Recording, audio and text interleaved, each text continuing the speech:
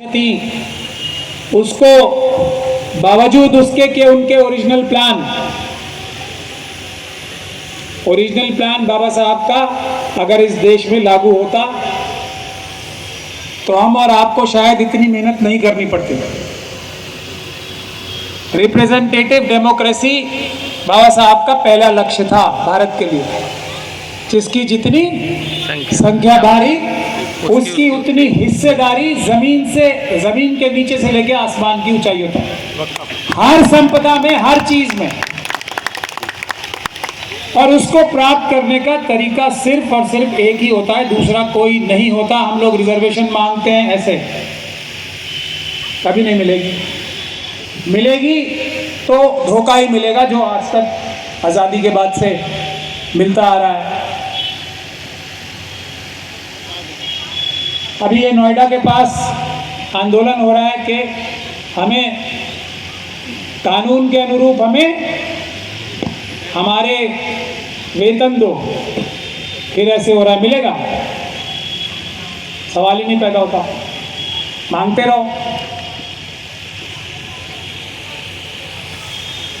इसीलिए बाबा साहब डॉक्टर भीमराव अंबेडकर ने रिप्रेजेंटेटिव डेमोक्रेसी का जो कॉन्सेप्ट रखा था वो ये था कि जिसकी जितनी संख्या भारी होगी उतना ही वो राज्य में हिस्सेदार होगा। जो राज करने की या एडमिनिस्ट्रेशन करने की जो जगह होगी उसमें उसका हिस्सा उतना ही होगा। और वो जितने भी कमजोर वर्ग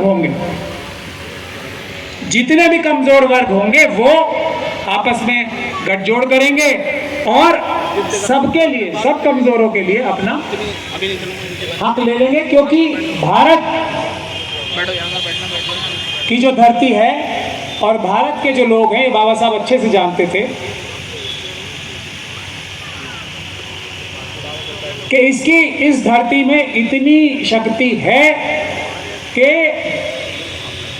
हर परिवार को, हर यहाँ पे रहने वाले को एक बहुत ही अच्छा आरामदेह जीवन दे सके, अच्छी पढ़ाई, अच्छा घर, अच्छे कपड़े, अच्छा रहन सहन दे सके। ये बाबा साहब अच्छे से जानते थे।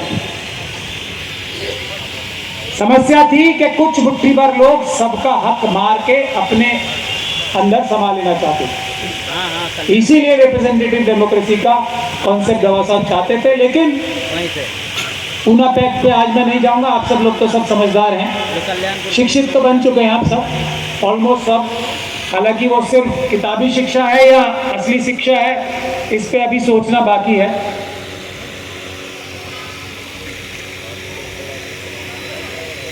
तो पूना पैक्ट ने जो नुकसान किया था बाबा साहब के सपनों का, प्लान बी था भारत के संविधान में रिजर्वेशन रखना, ये प्लान ए नहीं था बाबा साहब।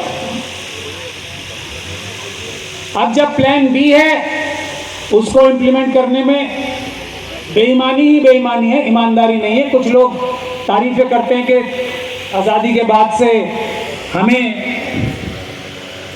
कुछ तो सांस लेने का मौका मिल गया, हमें नौकरियां मिल गई, हमारे बच्चे पढ़ लिख गए, अच्छी जगहों पे चले गए, इंजीनियर, डॉक्टर, प्रोफेसर, साइंटिस्ट बन रहे हैं, इससे संतुष्टि हो गई। तो ये बड़े दुख की बात। हक कहाँ है? मैं ये बात बार बार कहता हूँ और कई बार मैंने एक दो बार तो सुप्रीम कोर्ट में भी आर्ग्यू की है।